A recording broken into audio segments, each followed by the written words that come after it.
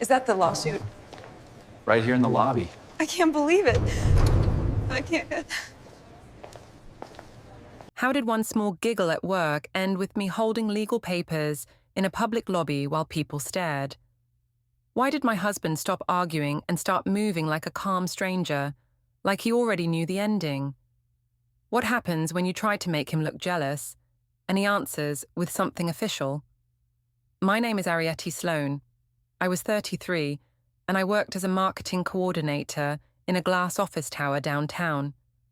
People said my job was not hard, but I told myself it was heavy. I said I carried the plans, the deadlines, the small fires. I said I carried our life too. That story helped me sleep.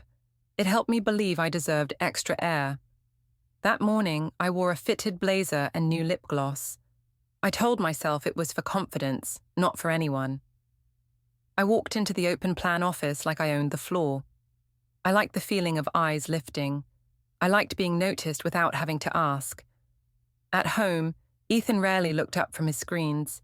He loved me in quiet ways, but quiet love can feel like dust if you want noise. I went to the break room for coffee. Brandon Pike was already there.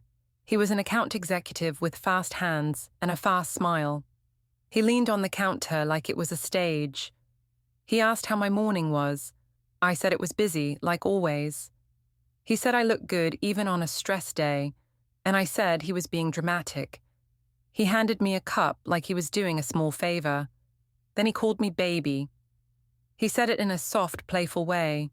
He said it like it was normal. I giggled. I did not plan the sound, but I did not stop it either. I told myself it was harmless. I told myself it was just a word. I also told myself it proved something. I told myself I was still wanted. In my head, I made it Ethan's fault. I thought Ethan had stopped trying, so I deserved this little spark. Two coworkers looked over and smiled. One of them raised her eyebrows like she was watching a show. I smiled back.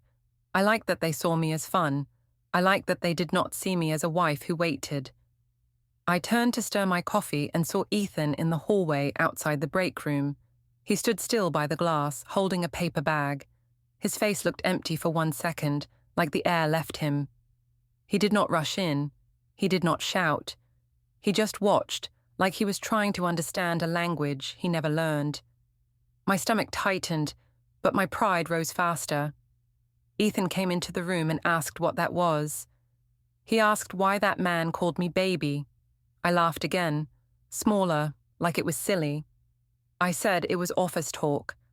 I said Brandon talked like that to everyone. I said Ethan was reading too much into it. Ethan looked at Brandon and asked if that was true. Brandon smiled and said it was nothing, but he did not sound sorry. He acted like Ethan was a stranger who stepped into the wrong scene. Then Brandon took his cup and walked out, still smiling like he won. I felt heat in my cheeks. Not shame, anger. I hated that Ethan had walked into my world and made it look messy. I hated that I could see the hurt in his eyes. Hurt makes people heavy, and heavy people slow you down. Ethan asked if we could talk somewhere private. I said he was embarrassing me. I said he was acting jealous in front of my coworkers. I said he always made things about himself.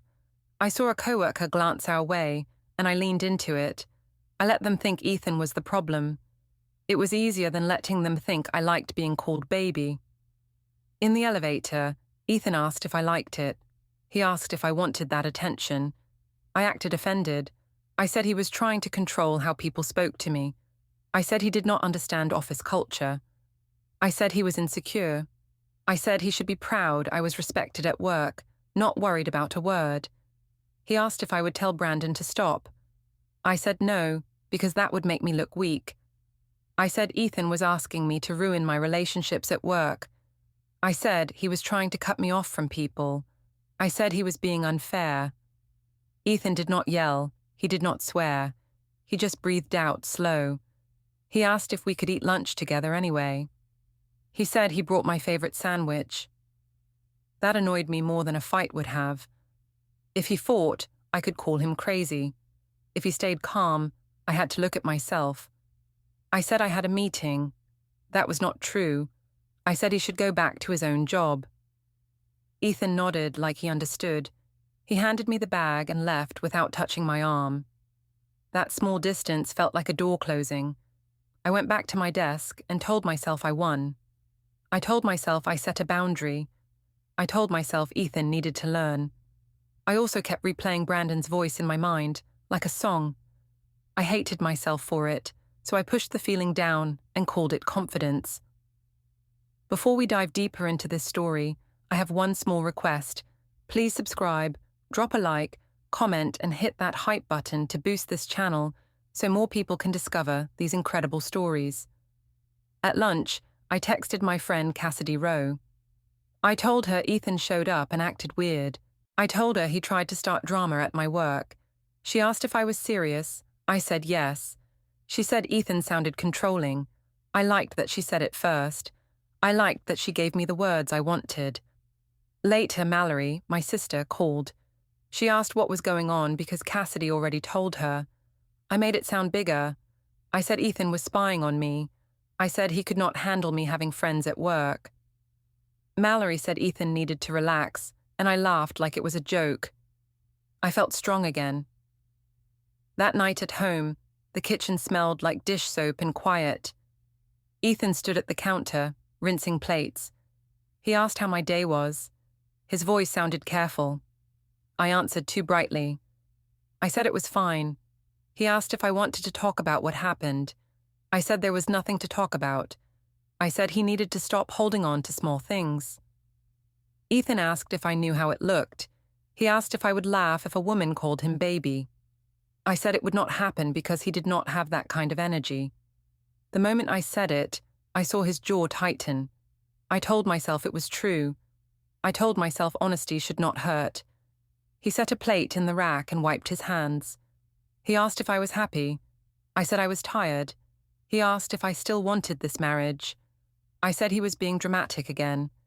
I said he loved drama more than solutions. I said we were fine, and he was making us not fine. He looked at me for a long time and nodded once. Then he walked past me and went upstairs. I heard a drawer in the hallway close with a small click.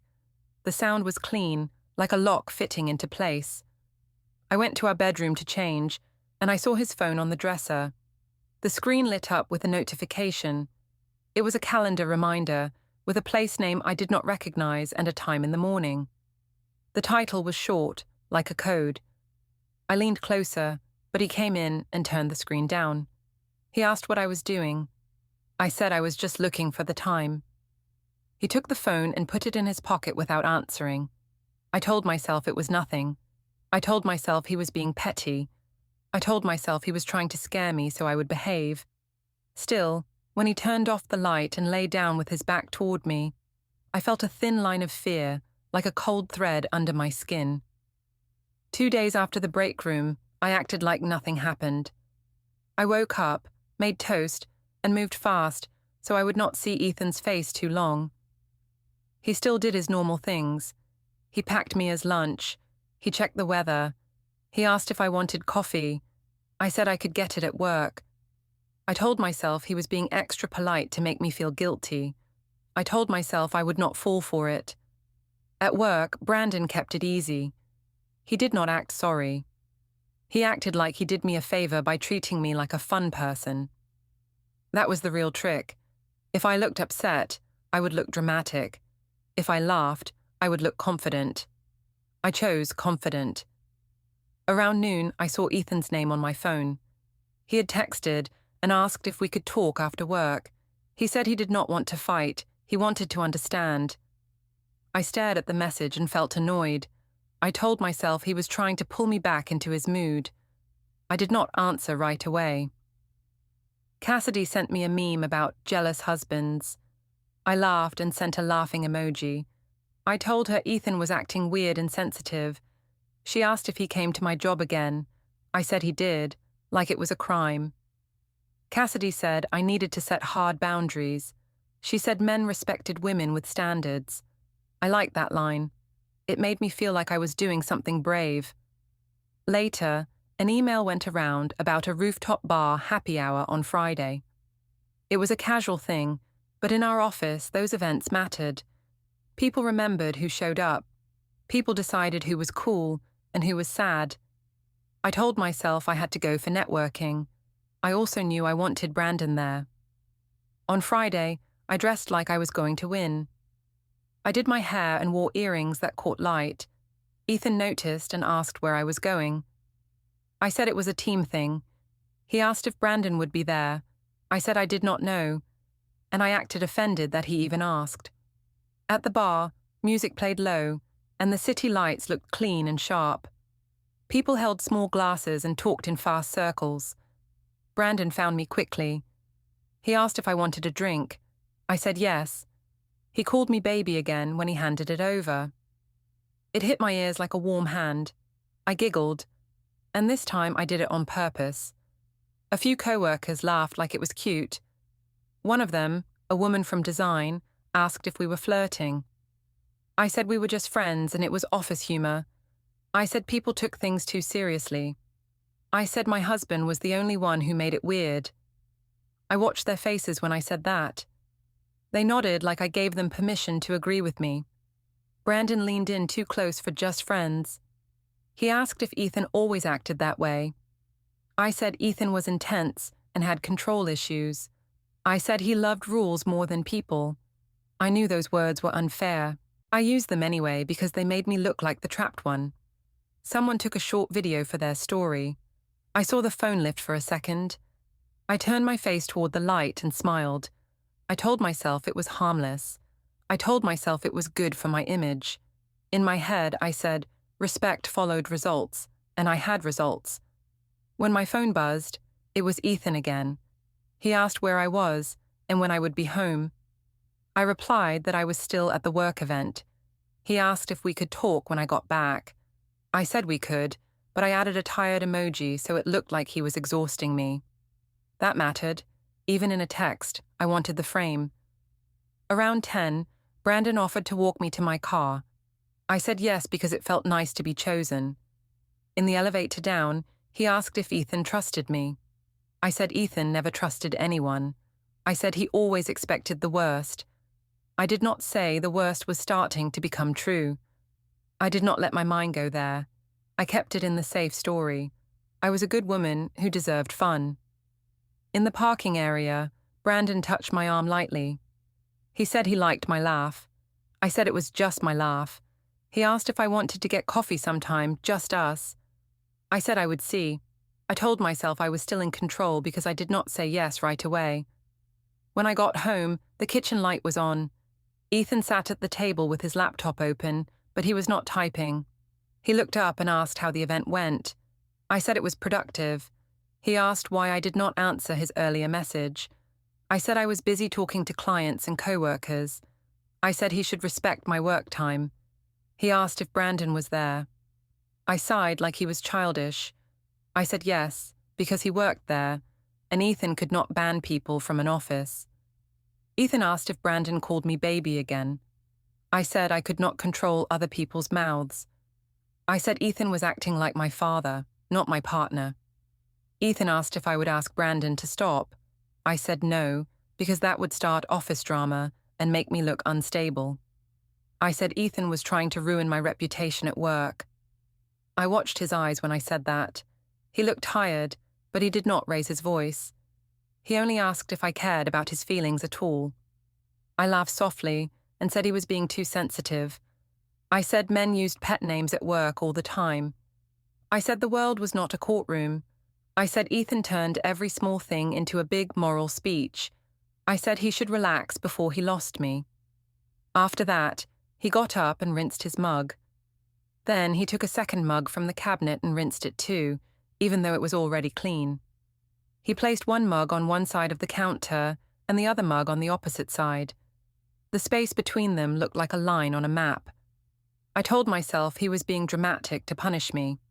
Still, I stared at those mugs longer than I wanted to admit. My phone buzzed again. Cassidy had tagged me in a story clip from the rooftop bar. The video was short. It showed Brandon leaning in and handing me a drink. You could hear him say, "baby," and you could hear my giggle. The caption had a joking heart emoji. My stomach flipped. Not because it was wrong, because it was public. Ethan's eyes moved to my screen. He asked what that was.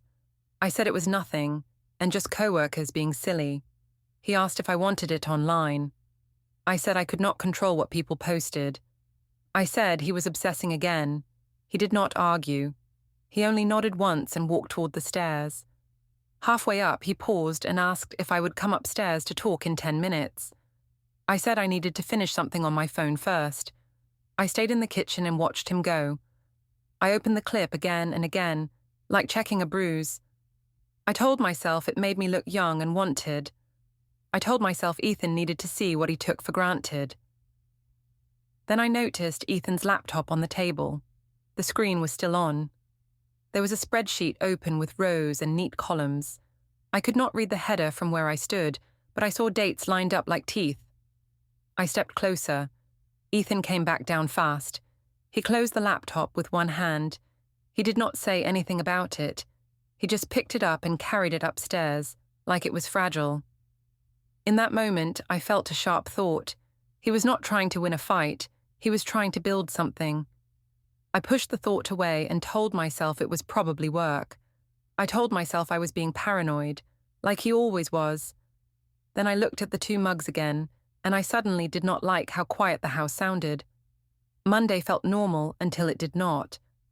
I walked into the office with my phone in my hand, and my stomach still tight from the rooftop clip. People smiled at me like I was part of a joke they liked. I told myself it was good. I told myself being liked was the same as being safe. Brandon came by my desk before lunch. He asked if I was okay after the other night. I said it was fine and my husband was just sensitive. He asked if Ethan always watched me. I said Ethan had a habit of turning small things into big problems. I said I was tired of being treated like a suspect. Brandon nodded like he understood me better than the man who lived with me. When we walked toward the elevators, Brandon said we should get coffee, just to talk. I said I had a lot going on, but I did not say no. I told myself it was not a date. I told myself coffee was nothing. I told myself I deserved one calm hour when nobody judged me. We went down to the parking garage and drove separately to a small cafe near the office. I chose that place because it felt out of the way, like a secret that still looked innocent. Brandon asked about my marriage. He asked if Ethan was affectionate. I said Ethan was not the type. I said he cared more about being correct than being close. I said I felt lonely, even when he was in the same room. I made it sound like I was trapped. Brandon acted sympathetic, and that made my chest feel light. He asked if I ever thought about leaving. I said I could not, because of Mia, and because I built our life. I did not say I was scared of looking like the villain. I did not say I was scared of losing comfort. I said I stayed because I was responsible, like that made me noble. After coffee, Brandon walked me to my car. He touched my elbow when a car passed too fast. It was a small touch, but it felt like a new rule. He asked if he could text me later. I said he could, and I acted like it was no big deal. Inside, I liked the idea that someone would think about me on purpose. That evening, I came home later than usual. I told Ethan I had to fix a project issue. He asked what issue and who it involved. I said it was boring work details and he would not understand.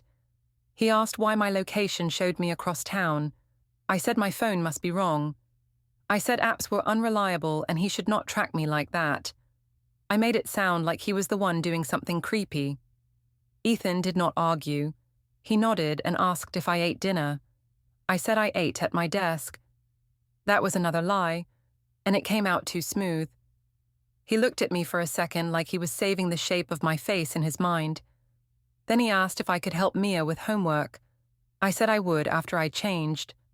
In Mia's room, she showed me her spelling list. She asked why Daddy was quiet lately. I told her Daddy was just tired from work. She asked if Daddy was mad at me. I said no, and told her families had small disagreements, like storms that passed. She asked if we could still do movie night. I said yes, but my voice sounded like a promise I was not sure I could keep. After Mia went to sleep, Ethan and I sat in the kitchen. He asked if I was happy. I said I was stressed.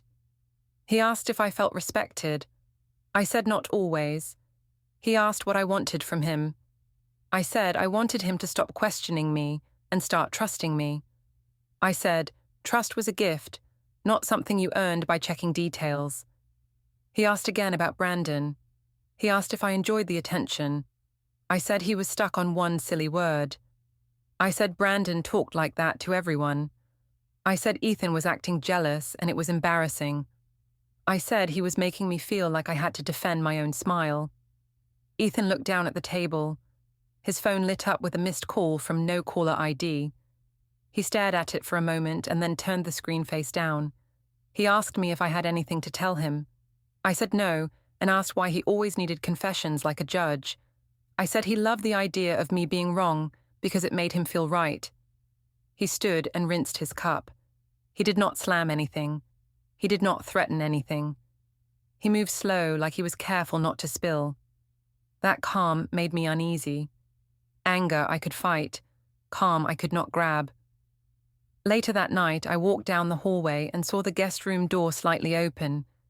The bed looked disturbed, like someone sat on it or laid there for a while. I told myself Ethan was being dramatic and trying to punish me. I told myself he wanted me to notice. Still, my chest tightened. From downstairs, I heard a low hum, like the shredder. It was brief, then it stopped. I went to the top of the stairs and listened. The house went quiet again. I told myself it was nothing. I told myself he was cleaning old mail. I said it in my head like a chant. The next day, I stopped at the pharmacy after work. I stood in the queue and scrolled my phone while people coughed and shifted. Brandon texted me a simple line, asking how my day was, with a small heart emoji. I smiled without thinking. Then I deleted the notification preview so it would not show on the lock screen. When I got home, Ethan was at the table again with his laptop open. He asked how the pharmacy line was. I froze because I had not told him I went there. I said it was fine and asked how he knew. He said he just guessed because I picked up Mia's allergy medicine often. He said it calmly, like he was not accusing me. On the counter, I noticed a neat folder stack with labels like household, utilities, and bank.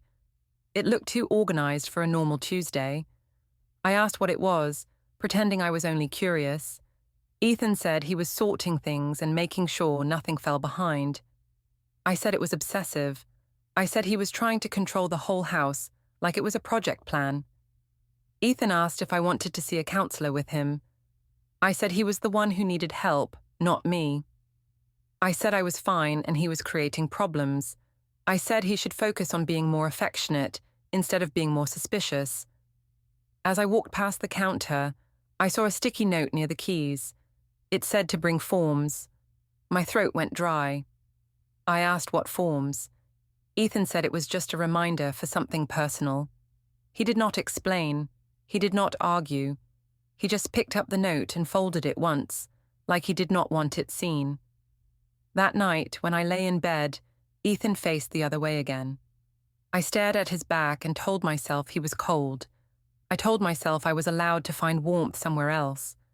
I told myself my choices were not the problem. I said the problem was that he would not chase me. But in the dark, I kept hearing the shredder hum in my head, and I kept seeing those labeled folders on the counter like small warning signs I refused to read. The community hall smelled like coffee and old wood polish. Our company sponsored a local charity mixer there, so it was half work and half social. I told Ethan it was a good thing to attend. I said it looked bad if I did not show up. He asked if I wanted him to come. I said yes, but I said it like a test. If he came, I could call him controlling. If he stayed home, I could call him distant. Either way, I would feel right. He came. He wore a simple button-down and stood near the wall with a quiet face. He did not look angry. That annoyed me. I wanted him to look angry so I could point at it. I wanted proof he was the problem. Cassidy was there, already buzzing with energy. She asked if I was okay. I said Ethan was still stuck on that baby thing. She asked if he was acting jealous. I said yes, like it was a diagnosis. Mallory came too, even though she did not need to. She said she wanted to support me. I liked having people on my side in the same room as Ethan. Brandon arrived late, loud in a clean way. He shook hands with people and smiled like he belonged everywhere. When he saw me, his eyes stayed on mine a little too long. He walked over and asked how I was. I said I was fine and busy. He said I looked great, and he called me baby again, like it was his favorite habit. I giggled. I did it in front of Ethan on purpose. I told myself I was proving a point. I told myself Ethan needed to learn I was not his property. I told myself I was teaching him modern marriage. That is what I called it in my head. Ethan's mouth tightened, but he did not react big. He did not shout. He did not grab my arm. He only looked down for a moment like he was swallowing something sharp. Then he looked back up and kept his face calm. He asked if we could talk later. I said yes and smiled at Brandon again, like Ethan's request was background noise. People watched. I could feel it. A woman from finance lifted her phone for a short video. She did not hide it. Her screen faced us like a small mirror. I turned my body a little so I looked good. I told myself it was harmless. I told myself everyone was always filming everything now. I told myself if Ethan could not handle it, that was his weakness. Cassidy leaned in and asked if Ethan was doing his sad face. I said he always did. I said he liked to make me look cruel so he could look like a saint. That was not true. Still, it sounded smart when I said it. Mallory laughed and said Ethan needed to lighten up. Ethan heard his name and looked over. Cassidy waved like it was all friendly. It was not. Ethan walked toward us and asked if Brandon could stop with the pet name. His tone was even. He did not threaten. He did not insult. He asked like someone making a normal request. Brandon smiled and asked if Ethan was serious. Ethan said yes. Brandon said he did not mean anything by it. Ethan said meaning did not matter if it disrespected the marriage. Brandon shrugged like Ethan was speaking an old language. I stepped in fast. I said Ethan was overreacting. I said Brandon was just friendly. I said Ethan was embarrassing me in front of colleagues again. I said he was ruining a charity night with his insecurity. I watched faces around us and saw a few nods. That nodding felt like a win. Ethan went quiet and walked away toward the refreshment table. He stood alone with a paper cup and looked at the exit doors for a long time. For 1 second, I felt a sting of guilt. Then I pushed it down and told myself he was choosing to sulk. I told myself it was not my job to manage his feelings. When the mixer ended, Ethan asked if we could go home together. I said I had to stay and help clean up for a few minutes, even though I did not. I wanted him to leave first, so people could see I was free. He asked if I needed a ride. I said no. He nodded and left without another word. That calm again. That quiet again. I stayed a few minutes and then left too. On the way out, Brandon walked with me and asked if Ethan was always like that. I said Ethan was strict and had control issues. I said he liked rules more than people. Brandon asked if I was happy. I said I was trying. I did not say I was starting something I could not hold. The next day was Saturday, and we needed groceries. Ethan suggested we go as a family, like normal. I agreed because I wanted to look normal. At the supermarket, Mia pushed the small kid cart and asked if we could get cereal with marshmallows. Ethan said maybe, and Mia smiled, like everything was fine.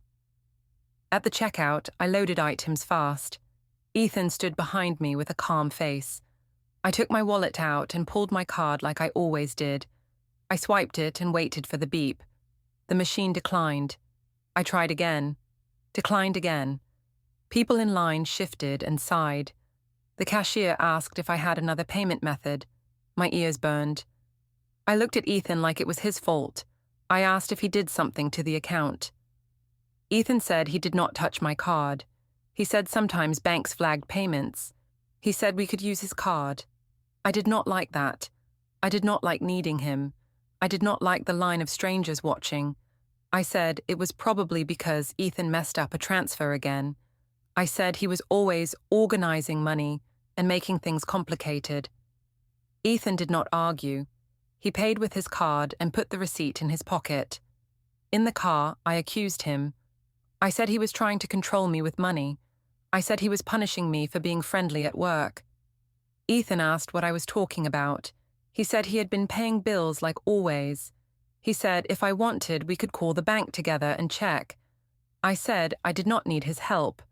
I said he was trying to make me look irresponsible. I said he liked seeing me embarrassed. Ethan did not raise his voice. He only said he did not enjoy any of this. He said he wanted stability for Mia. When we got home, Mia ran inside and asked if we could do movie night. Ethan said yes, and his voice was steady. Mia looked relieved. I felt irritated, like he was winning her with calm.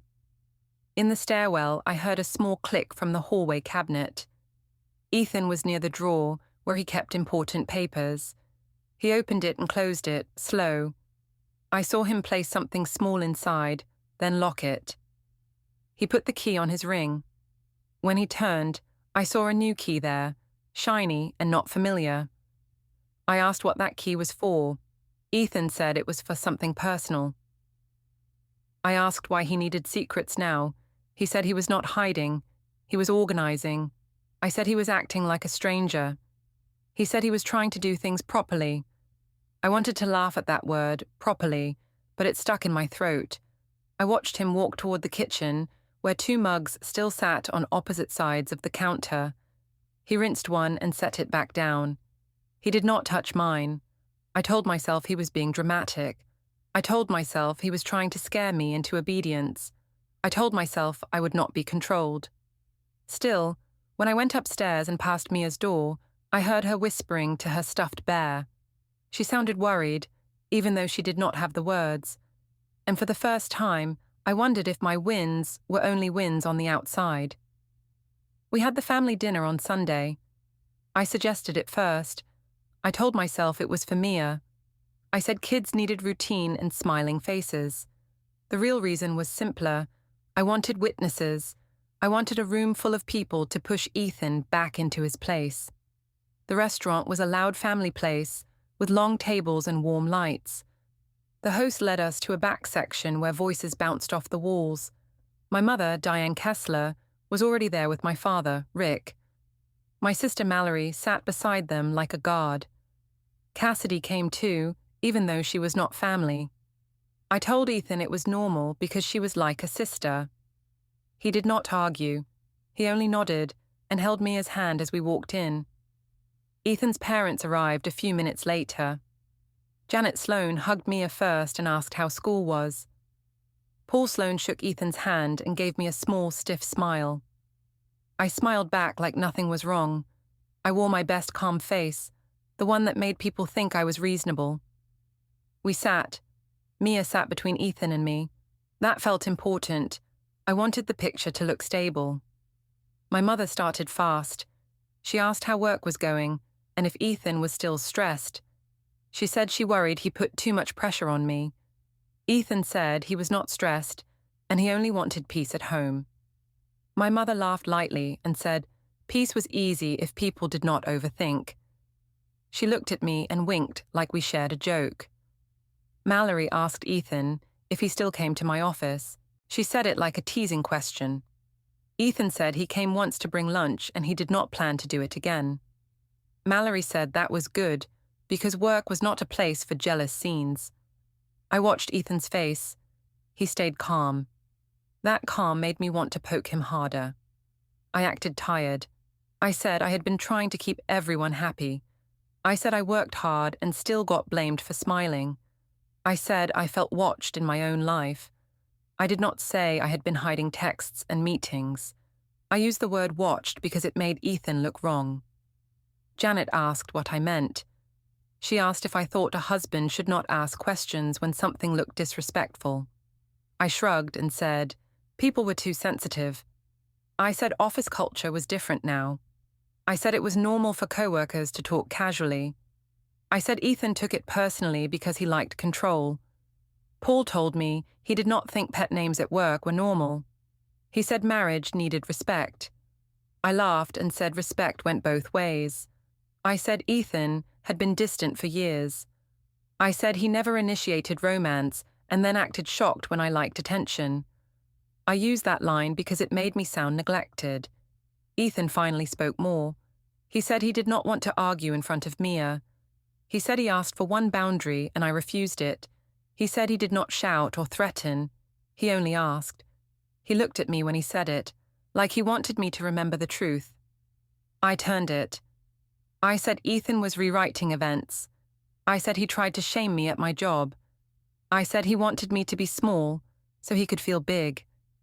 I felt my voice rise, and I let it. I wanted the table to see emotion and choose sides. My mother touched my arm and said I was doing my best. Cassidy nodded hard like she agreed. My father cleared his throat and asked if we could talk about something else. He said maybe this was private. I said it became public the moment Ethan showed up at my office. I said I would not be silenced. The word silenced was dramatic, and I knew it. I used it anyway. Mia asked why we were talking loud. Ethan told her it was adult stuff, and she did nothing wrong. He said she could color on the kids' menu. I watched him speak to her with steady kindness. It made me feel both angry and small. I did not want him to look like the safe parent. Janet asked me if I was having an affair. She did not say it as an insult. She said it like a careful question. My heart jumped. I smiled and said no. I said people who asked that were paranoid. I said the real problem was Ethan's jealousy. I looked around the table and acted offended, like I was the one attacked. Mallory said Janet was being rude. Cassidy said older people did not understand modern friendships. My mother said I was a good wife and I would not do anything like that. I held on to that phrase, like it protected me. I let them build the shield for me. Ethan did not defend himself. He did not accuse me at the table. He only said he was done discussing it in public. He said he wanted to keep things calm for Mia. He asked me if I could agree to basic respect. I said he was trying to control my mouth again. I said he loved rules more than love. Dessert came, and the table felt split in two. Mia ate ice cream and stared at her spoon like it was a serious job. My father watched Mia more than the adults. Paul whispered something to Ethan, and Ethan nodded once. I could not hear the words, but I saw the shape of the moment. It looked like a decision. When we finally stood up to leave, my mother hugged me long and told me not to let anyone bully me. She said I was strong. Ethan's parents hugged Mia and told Ethan to call them. Janet looked at me and said she hoped I would choose honesty. I smiled like she was being dramatic. In the parking lot, Ethan walked beside me, not touching. He asked if that dinner felt good to me. I said it proved my point. I said people saw how he acted. Ethan said he did not act at all. He said I used the room like a weapon. I told him he was imagining it and that he was always the victim in his own stories. He stopped near the car and looked at me under the lot lights. He asked if I would stop talking to Brandon outside of work. I said Ethan was obsessed with one person because he needed a villain. I said Brandon was not the issue. I said Ethan's coldness was the issue. Ethan breathed in and out, slow. He said he would not fight me anymore. He said he would handle it properly. He opened the car door for Mia first, helped her buckle, then closed it with a careful hand. He did not slam anything. On the drive home, the road noise filled the gaps between us. I stared out the window and told myself I won. I told myself he finally learned to back off. But I kept seeing Janet's face when she asked that one question, and I kept hearing Ethan say properly, like he already had a plan that did not need my permission. HR asked me to come in at 9. The email had been short and polite, like a dentist reminder. I told myself it was routine. I told myself they just wanted to hear my side, because I was important. I dressed like I was going to a presentation, not like I was going to be questioned. Ethan did not mention the HR email at breakfast. He made Mia's lunch and asked her about spelling. He asked me if I wanted coffee. I said no. I watched him move around the kitchen with that calm body, like he had already stepped away from me in his head. I told myself he was doing it to punish me. I told myself he wanted me to beg. At the office, people looked at me with a new kind of interest. It was not the fun interest from the rooftop bar. It was quieter. It felt like they were waiting to see what I would do. Priyanand from HR met me at the door of a small room with a round table. She asked me to sit. She said this was a workplace matter, and she wanted me to answer clearly. She asked if I understood. I said yes, and smiled like I was calm. Priya asked about Brandon calling me baby. She asked if it happened more than once. I said it was a joke, and it was common in sales teams. I said people were too sensitive now. She asked if I asked him to stop. I said no, because stopping it would create drama and make me look difficult. I said it was better to ignore it. Priya asked if my husband came to the office and confronted anyone. I said he did, and I said it like it proved he was unstable. I said he embarrassed me. I said he made a scene. Priya asked what scene. I hesitated. I said he asked a question in the break room and then left. Priya nodded like she was writing it in her head. She asked if there were videos posted from the rooftop bar or the community hall. I said I could not control what other people posted.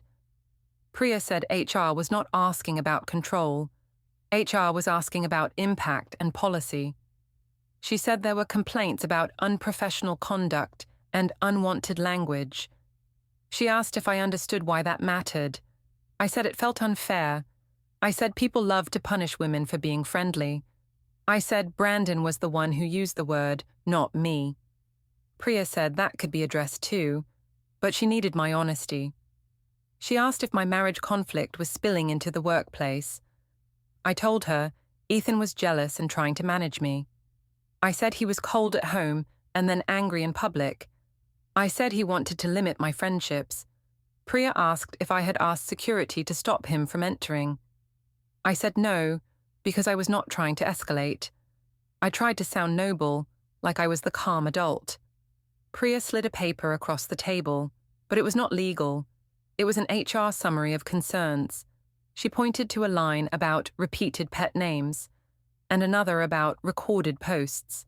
She said they would speak with Brandon as well. She said, until then, I should avoid one-on-one contact with him outside necessary work tasks. She asked if I could agree. I said yes, but I said it in a tight voice. Inside, I felt rage. Brandon was not my problem. Ethan was my problem. That was what I told myself. I kept telling myself that. When the meeting ended, Priya asked if I needed a minute. I said no and walked out fast. My hands shook. I checked my phone and saw 2 messages from Cassidy asking what was going on. I did not answer. For the first time, I did not want her words. I wanted control, and I felt it slipping. I went down to the lobby to get air. The office tower lobby was bright and echoing. People moved in and out with badges and coffee cups. I stood near a pillar and pretended to scroll my phone. I saw Ethan's car pull into the front lane through the glass. My first thought was that he came to fight. My second thought was that he would not. He did not do that anymore. Ethan did not come inside. He stayed by the sidewalk with Mia's backpack in his hand. Mia was not with him. That detail hit me hard. He looked like he was there for a reason, not for a talk. A man in a plain jacket walked toward me. He asked if I was Arrietty Sloan. I said yes, annoyed, ready to dismiss him. He asked me to confirm my address. I asked who he was. He said he had legal documents for me. His voice was calm and practiced, like this was just a job. I felt my face go hot. I looked around. 2 coworkers stood near the security desk, watching without pretending. The receptionist went still. The man held out a thick envelope. I said I did not accept anything. He said acceptance was not required for service. He said he only needed to confirm identity. He said he was confirming it now. Then he placed the envelope into my hands like it was a normal delivery. My fingers gripped the paper so hard it bent. I opened it right there because I could not stop myself. The first page had our names. The words were clean and sharp. It was a divorce petition. Under it, there were temporary orders. My eyes jumped to the parts that mattered, like my brain knew where the pain lived. It said Ethan would have temporary, exclusive use of the home. It said there was a schedule for Mia, written in simple blocks of time. It said exchanges would be in public places. It said communication should be about the child, and in writing. It said finances would be separated, and certain spending would require agreement. It said I could not remove Mia from school or change routines without notice. I made a small sound, like a laugh that broke. I told myself it was cruel. I told myself it was revenge. I told myself he was trying to ruin me. Then I saw a section that referenced workplace posts and public humiliation. It described the clips as part of a pattern. It did not use my feelings. It used dates. I looked up through tears I did not want to show. Ethan stood outside the glass, not smiling, not angry. He was just there, steady. He did not wave. He did not mouth words. He only watched, like he had finally stopped hoping I would choose right. One of my coworkers asked if I was okay. I did not answer. My mouth opened, but no words came out that could fix anything. Ethan turned, walked to his car, and drove away while I stood in the lobby, holding the papers that were already real.